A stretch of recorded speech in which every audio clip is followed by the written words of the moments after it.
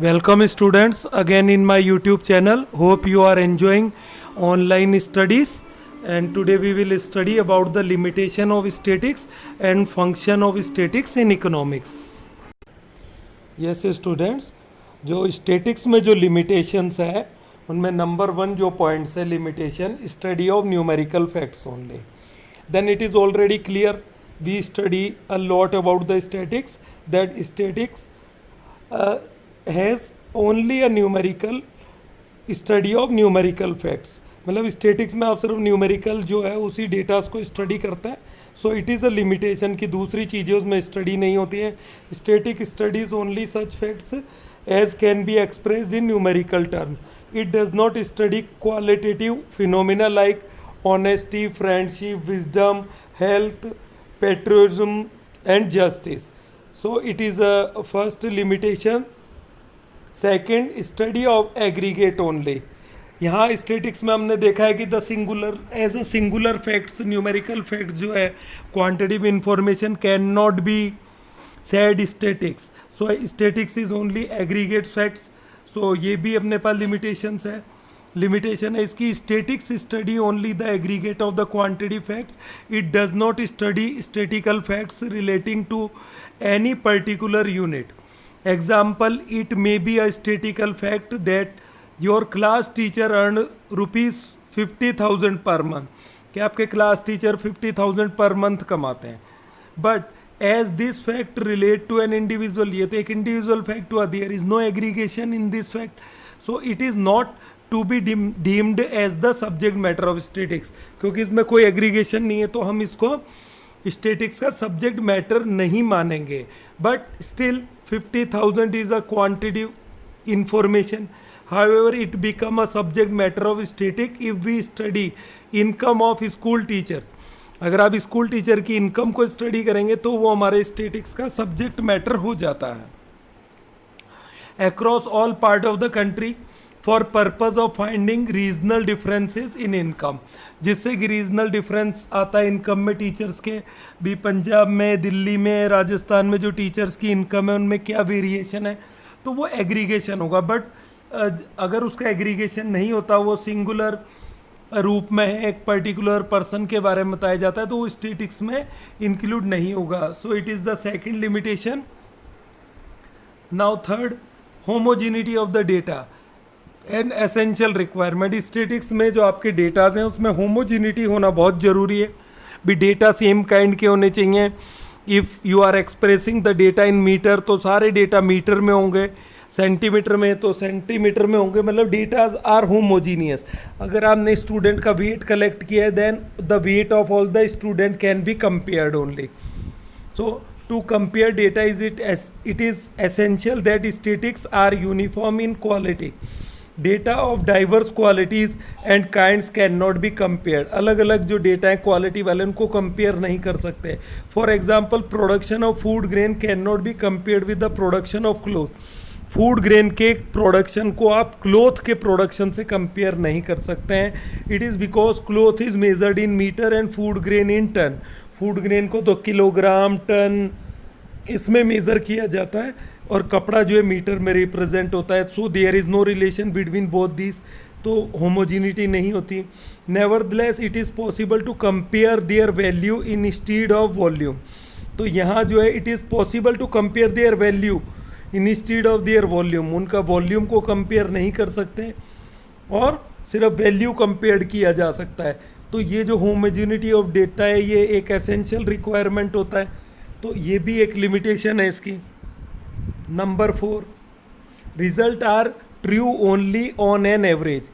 जो इसके स्टेटिक्स के जो रिजल्ट हैं वो एवरेज होने पर ही प्रूव है, राइट है. Most statistical finding are true only as averages. They express only the broad tendencies. इनको ब्रॉड टेंडेंसी में रिप्रेजेंट किया जा सकता है. Unlike the law of the natural science, statistical observation are not error free. जैसे nature के कुछ जो लॉ हैं, whether it is the Ohm's law या ग्रेविटेशन फोर्स वाला जो लॉ है और वॉट एवर में भी जो भी लॉ है, इनमें कुछ ना कुछ एरर होता है, एजम्पशंस होती है. Just like this statistical observation are not error free. तो स्टेटिकल जो स्टडीज़ है ऑब्जर्वेशन, इसमें भी कुछ एरर्स रह जाती हैं. They are not always valid under all conditions.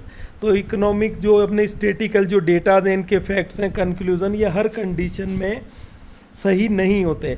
For instances, if it is said that per capita income of India is 50,000 per annum, कि अगर इंडिया में 50,000 पर एनम का पर कैपिटा इनकम है, देन इट डजेंट मीन कि हर भारतीय 50,000 रुपये कमा लेता है एक साल में.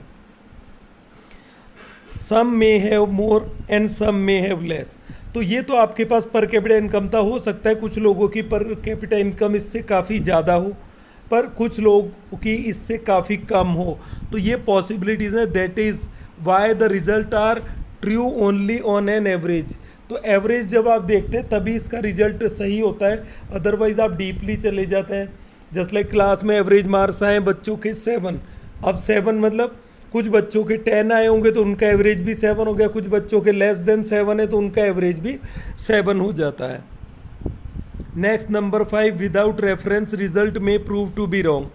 ठीक, तो विदाउट रेफरेंस, बिना कोई रेफरेंस के हम इस रिजल्ट को गलत साबित कर सकते हैं अगर if we have no reference.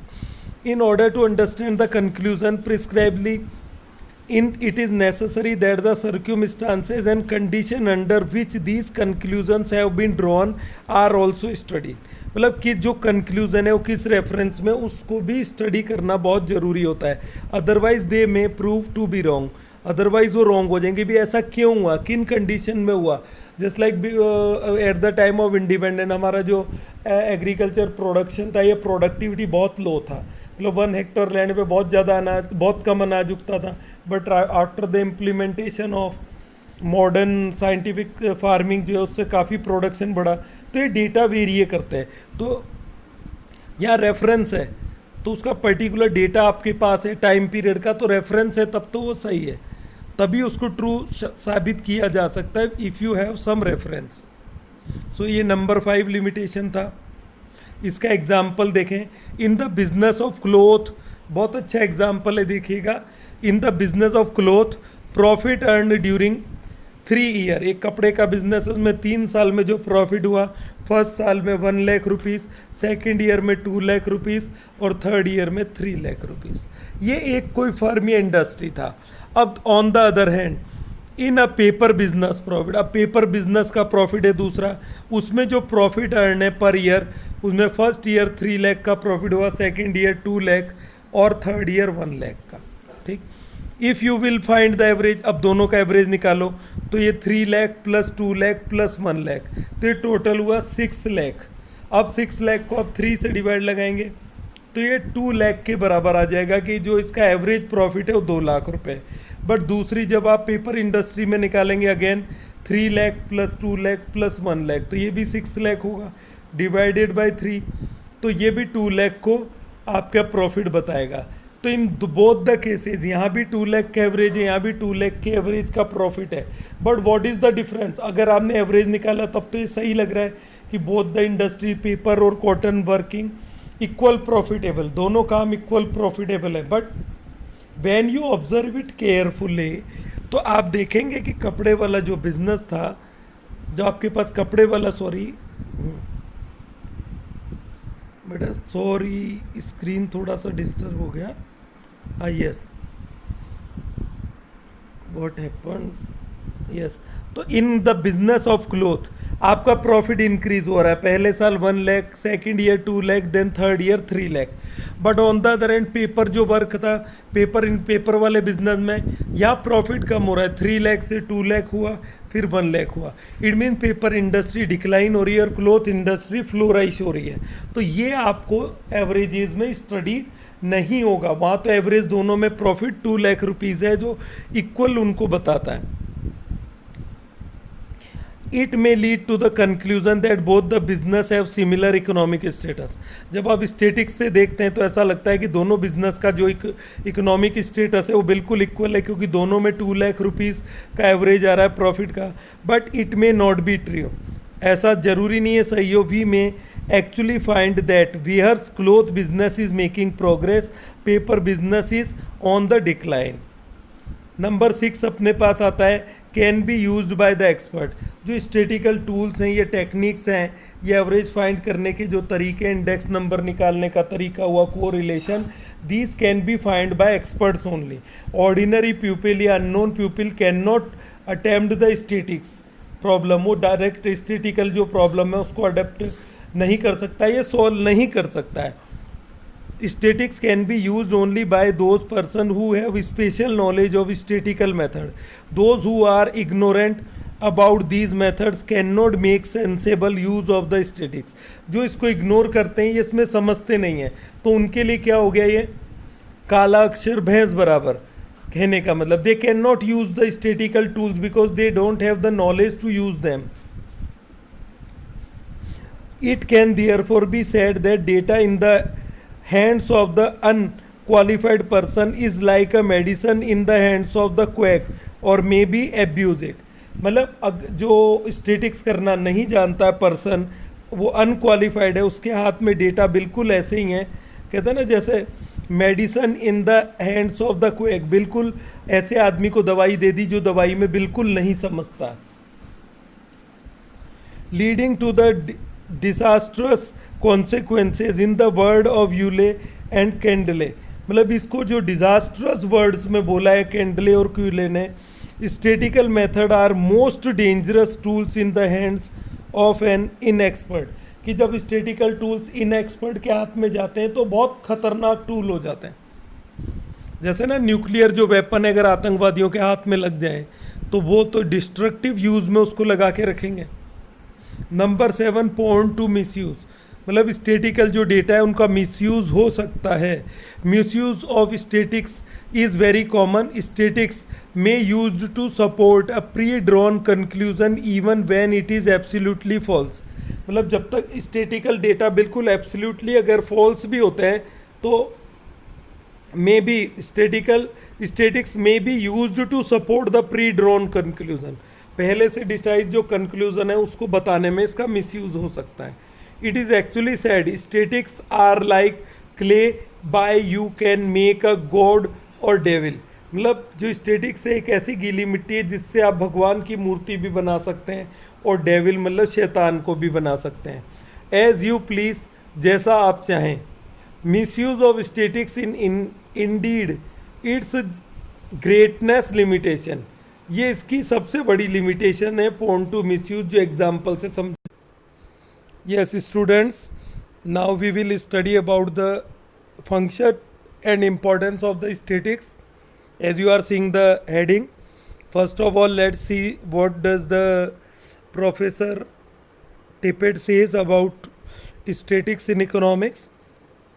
A day might come when the Department of Economics in the universities will go out of the control of economics theoretician and come under the control of statistics workshop, in the same manner as the Department of Physics and Chemistry have come under the control of experiment laboratories.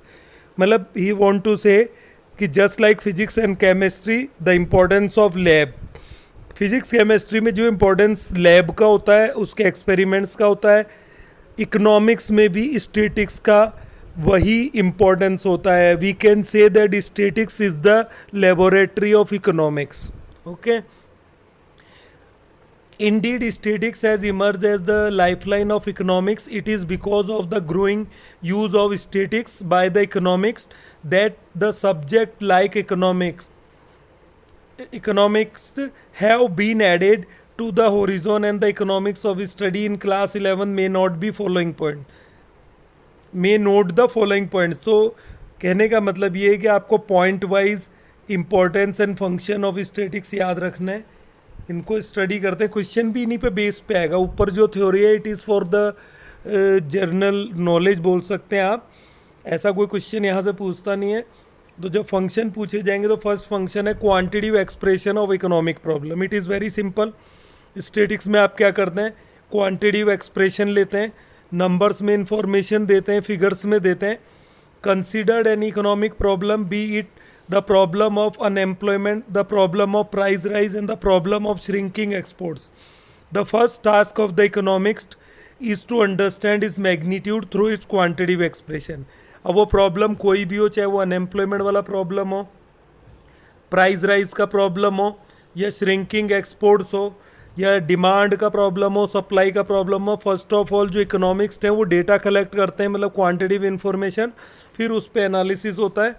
सो ये एक function है भी, quantitative expression of economic problem. For example, if it is the problem of unemployment, we make it quantitative expression stating that 20% of the Indian working population is unemployed, or that between the year 2005 and 19 the percentage of unemployment working population has tended to increase from 18 to 9.5. So these are the quantitative information about the different year and the employment level, poverty level, price rise, जो भी चीज़ हम बताएंगे data हम बताएंगे. Just like your result भी, जैसे बच्चे जब when you was in fifth what was your percentage, sixth में क्या था, सेवन्थ में क्या था, टेंथ में क्या रहा, अब 11th में क्या होगा. तो दीज आर क्वांटिटेटिव इंफॉर्मेशंस. ठीक. सेकंड जो है फंक्शन इंटर सेक्टोरल और इंटर टेम्पोरल कंपेरिजन. तो यहाँ आपको देखना पड़ेगा कि इंटर सेक्टोरल क्या होता है और इंटर टेम्पोरल क्या होता है. Economics do not stop merely at the quantitative expression of the problem. Economics सिर्फ क्वांटिटेटिव इंफॉर्मेशन पे नहीं रुकते हैं. They would try to further comprehend it through intersectoral and intertemporal. यहाँ इंटर सेक्टोरल और इंटर टेम्पोरल कंपेरिजन भी होता है. From intersectoral comparison we mean comparison across the different sector of the economy, thus analyzing the problem of unemployment. The economics would like to know the magnitude of unemployment across rural and urban. तो जब economics किसी problem को define करते हैं या analysis करते हैं या स्टडी करते हैं तो वो उसके डिफरेंट सेक्टर्स को देखते हैं. जस्ट लाइक एम्प्लॉयमेंट का एग्जांपल दिया हुआ है. When the economics study the problem of unemployment, तो वो उसको रूरल और अर्बन देखेंगे कि what is the difference between the rural unemployment and urban unemployment. दोनों में फ़र्क होता है. जैसे अगर आप विलेजेस में जाएंगे रूरल एरिया में तो वहाँ हिडन अनएम्प्लॉयमेंट होता है. ठीक. और अगर आप अर्बन एरियाज़ में आते हैं तो वहाँ जो पढ़े लिखे लोग हैं वो ज़्यादा ऐसे होते हैं जिनको जॉब नहीं मिलता है, और वहाँ कैजुअल वर्कर्स होते हैं. रूरल एरिया में जो भी इनके डिफरेंस है उसको इंटर सेक्टरल स्टडी किया जाता है, sector wise. The economics would like to know the magnitude of unemployment across rural and urban sector of the economy. They would like to know what percentage of rural population is unemployed. तो इसमें वो देखते हैं कि rural sector का कितना population unemployed है compare to the urban population. Urban populations है, मतलब बेरोजगारी शहरों में ज़्यादा है, गाँव में ज़्यादा है. अब आता है इंटर टेम्पोरल जो कंपेरिजन है अपने पास. means understanding of the change in the magnitude of a problem over time. इंटरटेम्पोरल में होता है कि जो टाइम वाइज था कि आफ्टर इंडिपेंडेंस क्या चेंजेस आए, अनएम्प्लॉयमेंट कम हुआ है, ज़्यादा हुआ है, प्राइस लेवल बढ़ा है, पर कैपिटा इनकम बढ़ा है, इन सब चीज़ों को, पॉवर्टी कम हुई है, ये इंटरटेम्पोरल होता है. ठीक. Over time this would mean making a comparison over different plans periods and rural and urban unemployment. ठीक. तो ये इंटर टेम्पोरल हो गया. थर्ड आता है working out cause and effect relationship. जो कॉज और रिलेशनशिप है उन पे वर्कआउट करना भी स्टैटिस्टिक्स में काम करता है. जस्ट लाइक डिमांड है, अब डिमांड क्यों बढ़ता है, डिमांड पे किन चीज़ों का असर पड़ता है, तो कई सारे फैक्ट्स होते हैं जो डिमांड को अफेक्ट करते हैं. ठीक. इस ईयर आप पढ़ेंगे डिमांड का जो चैप्टर है माइक्रो इकोनॉमिक्स में, तो आप देखेंगे. Economics try to find out causes and the effect relationship between different sets of data. जो डिफरेंट सेट्स ऑफ डेटा इनमें वो रिलेशन बिठाते हैं. This enable them to attempt an effective diagnosing of the problem and accordingly to suggest some effective remedies. तो जब वो इनको study करते हैं, प्रॉब्लम को जानते भी, ये प्रॉब्लम का क्या कॉजेज हैं, तब वो उसकी रेमेडी, मतलब इसको कैसे सॉल्व किया जाए, ये भी तरीका बताते हैं. Just like demand. अब मार्केट में डिमांड बढ़ता है. अब डिमांड कई कारण से बढ़ सकता है. देखो, एक तो किसी चीज़ की प्राइस कम हो जाए तो उसकी डिमांड बढ़ती है. अब सपोज करो प्राइस वही बना रहे, अचानक मौसम बदल जाता है, सर्दी आ जाती है तो आइसक्रीम का डिमांड कम हो जाता है, गर्मी आती ही बढ़ जाता है. तीसरा होता है अगर आप पर्सन की इनकम बढ़ जाए, हमारी इनकम बढ़ जाती है तो भी हम उसकी डिमांड क्रिएट कर देते हैं. ठीक. तो ऐसी कई सारी चीज़ें जो डिमांड पे असर डालती हैं. आप उस चैप्टर में डिटेल पढ़ेंगे। तो पहले ये क्या करते हैं, डेटा को अरेंज करते हैं, डिफरेंट प्राइस पे इन्होंने डेटा कलेक्ट किए डिमांड के, और उन डेटा को एनालिसिस करके ये पता चला कि जब प्राइस बढ़ता है तो डिमांड घटता जाता है।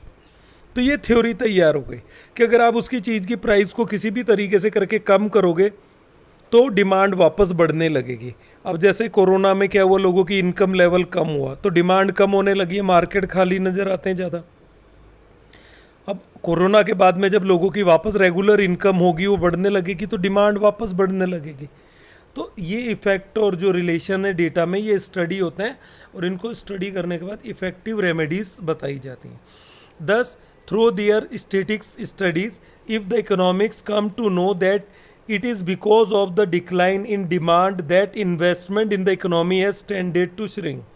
कि इकोनॉमिक्स ने काफ़ी स्टडी के बाद बताया कि अगर मार्केट में डिमांड कम होती है तो इन्वेस्टमेंट कम होगा। फिर जैसे अभी डिमांड कम चल रही है कोरोना के कारण, तो लोग इन्वेस्ट भी कम करने लगे क्योंकि उनको पता है उनका माल बिकने वाला तो ही नहीं। ठीक, ये बिल्कुल वैसा है जैसे डॉक्टर पेशेंट का चेकअप करके उसको बीमारी बताता है फिर दवाई देता है। तो स्टैटिक्स में भी डेटा को स्टडी करके एनालिसिस करके भी उस प्रॉब्लम का सॉल्यूशन बताया जाता है। They can suggest the government to adapt such measures as would increase the level of demand in the economy. तो इस केस में जो इकोनॉमिक्स थे वो गवर्नमेंट को ये सजेस्ट करते हैं कि गवर्नमेंट को क्या चीज़ अडेप्ट करनी चाहिए, ऐसे मेजर अडेप्ट करने चाहिए जिनसे कि डिमांड का लेवल इकोनॉमी में बढ़े। अब डिमांड बढ़ेगा तो फिर इन्वेस्टमेंट बढ़ेगा, इन्वेस्टर जो है अपना इन्वेस्टमेंट बढ़ा देंगे कि अब तो मार्केट में डिमांड है। नंबर 4 आता है कंस्ट्रक्शन ऑफ इकोनॉमिक थ्योरीज और economic model. After analysing the data को एनालिसिस करने के बाद the theories are built up. जो इकोनॉमिक्स थ्योरीज है, whether it is the theory of demand, theory of supply, theory of price determination है, या import export वाला जो है अपना बैलेंस ऑफ पेमेंट थ्योरी है, बजट है, ये सब चीज़ें डेटा को स्टडी करके फिर उसके आधार पे एक थ्योरी तैयार की जाती है। What is economics theory? It is an establishment of static relationship between different sets of statistical data, offering conclusion of the economic significance. The well-known inverse relationship between price and commodity.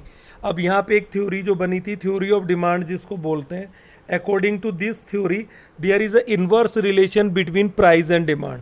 मतलब price और demand के बीच में inverse relation होता है। अगर price कम होती है तो डिमांड ज़्यादा हो जाती है, अगर प्राइस ज़्यादा होती है तो डिमांड कम हो जाती है। जैसे कोई ऑफर आता है तो हम ज़्यादा चीज़ डिमांड करते हैं क्योंकि उसकी प्राइस कम है। तो ये एक थ्योरी थी, काफ़ी टाइम पहले इसको बनाया गया है, थ्योरी ऑफ डिमांड।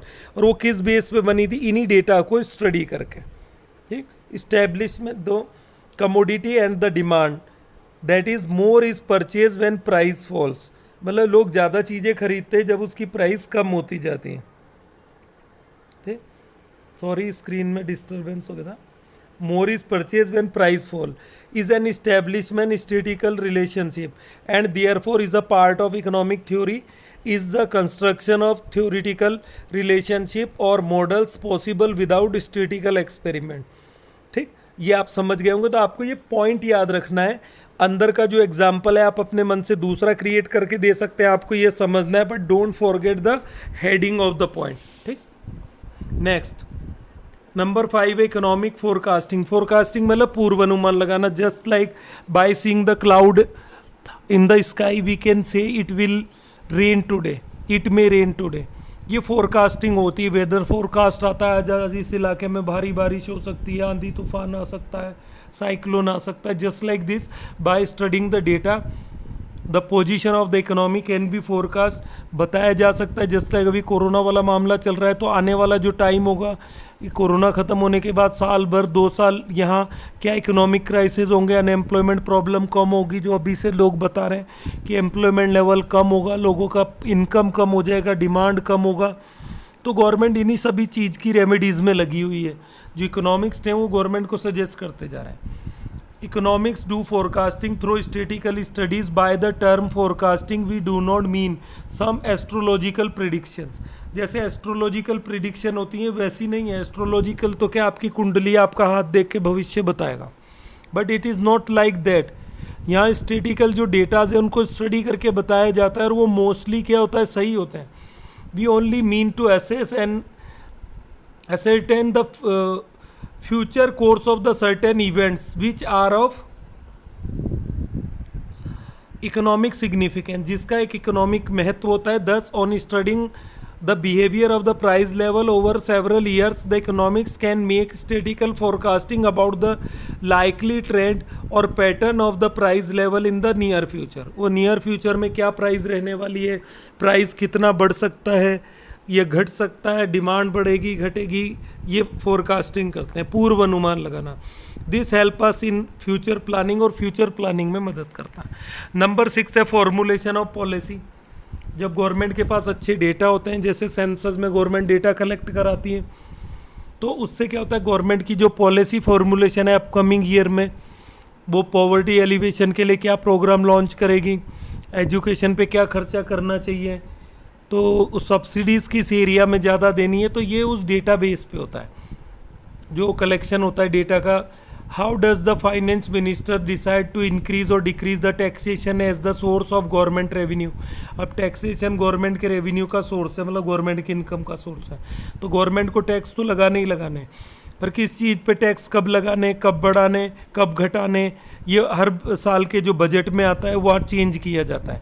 तो ये गवर्नमेंट क्या सोच के चेंज करती है, अपने मन से नहीं करती है, वो उस डेटा पे जो स्टडी है, जो इकोनॉमिक्स उनको बताते हैं, डेटा कलेक्ट करके जो स्टडी होती है पोजीशन ऑफ द इकोनॉमी, उस पर डिपेंड करता है। Obviously through out statistical study it is through statistical investigation that the finance minister gets the feedback on the tax paying capacity of the people. तो पहले तो feedback लिया जाता है भी टैक्स पेइंग कैपेसिटी क्या है लोगों की। If people can easily pay the tax, तो वो उस पर थोड़ा बहुत बढ़ा सकते हैं। If the people are facing some problem, जैसे लाइक कोरोना कारण काफ़ी प्रॉब्लम फेस हो रही है, तो हो सकता है अपकमिंग ईयर का जो बजट होगा उसमें टैक्सेशन में छूट ही दी जाएगी, बढ़ाया नहीं जाएगा, ज़्यादा सब्सिडीज़ को बढ़ाया जाएगा, ये होगा। And revenue need to be need of the government. अब गवर्नमेंट को तो रेवेन्यू की आवश्यकता है, जनता पैसे दे सकती है तो गवर्नमेंट टैक्स बढ़ा देगी, बट अगर जनता में कैपेसिटी नहीं है तो नहीं बढ़ाया जाएगा। आप देखेंगे कि जो अब अपकमिंग ईयर का जो बजट तैयार होगा उसमें टैक्स में छूट दी जाएगी। Tax rates are fixed to get minimum possible revenue with minimum possible discomfort of the people. तो गवर्नमेंट हमेशा लोगों का जो मिनिमम डिस्कम्फर्ट होता है, मतलब लोगों को कम से कम तकलीफ हो, इस तरीके से वो टैक्स को बढ़ाती है। बट किस बेस पे बढ़ाती है, वही स्टेटिकल जो एनालिसिस है, जो डेटा सर्वे करके एनालिसिस होता है। नेक्स्ट आता है इकोनॉमिक इक्विलिब्रियम। अब इकोनॉमिक जो इक्विलिब्रियम है हमारे पास, ये होता है इकोनॉमिक इक्विलिब्रियम का मतलब है पोजीशन ऑफ मैक्सिमम सेटिस्फेक्शन। जो मैक्सिमम सेटिस्फेक्शन होता है वो कैसे अचीव किया जाए, वो भी इन्हीं डेटा के बेस पे स्टडी होता है। What is economic equilibrium? Equilibrium का मतलब आप इतना से याद रखें, condition of maximum satisfaction for producer और कंज्यूमर या सोशल वेलफेयर, तीनों के लेवल पे। It is the state of balance of the producer and consumer where the producer finds that his profits are maximum और where the consumer find that his satisfaction is maximum. अब consumer का satisfaction और producer का satisfaction कहाँ पे बराबर होता है, ये आप कॉमनली याद रखें, जहाँ पे demand is just equal to supply. ठीक, ये याद रखना है, जहाँ पे डिमांड और सप्लाई आपस में बराबर होता है, ये वो लेवल होता है जहाँ पे कंज्यूमर का सेटिस्फेक्शन भी मैक्सिमम होता है और प्रोड्यूसर का सेटिस्फेक्शन भी मैक्सिमम होता है। तो ये भी हम डेटा से स्टडी करते हैं। It is through the use of statistical method that the economics have evolved some eco formulation eco fundamentals telling us how profit of the producer are maximized और how consumer get maximum satisfaction। तो ये भी theory है जो economics हमें बताते हैं और बेसिस वही स्टेटिक्स होता है। तो these are the importance of statistics in economics. जो भी उनके फंक्शंस वगैरह थे, 7 पॉइंट्स हमने स्टडी किए हैं। This is the end of this chapter. कुछ एक लाइन बची है, मैं पढ़ देता हूँ। Thus so much is the significance of the statistics in economics. तो by study this point we can say कि स्टेटिक्स इकोनॉमिक्स में बहुत ज़रूरी है।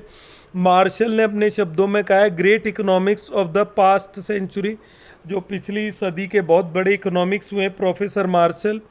Statics are the straw out of which I like every other economics have to make bricks. मतलब ये ऐसी स्ट्रो है, स्टैटिक्स जिससे कि ब्रिक्स बनाई जाती हैं, इकोनॉमिक्स जो लोग बनाते हैं। Surely statistics is the hub of the wheel of the economics study and the beginner of class 11 must focus on the hub of the precisely understanding the movement of entire wheel. तो आपको ये खास तौर पे समझना है। तो this is the end of this chapter. Hope you are enjoying the studies. आपके पास बुक होगी, कुछ समराइज के जो पॉइंट है आप इसको भी स्टडी करें, फिर क्वेश्चन आंसर वगैरह आपके पास आते हैं। You can ask your problem any time. Okay bye.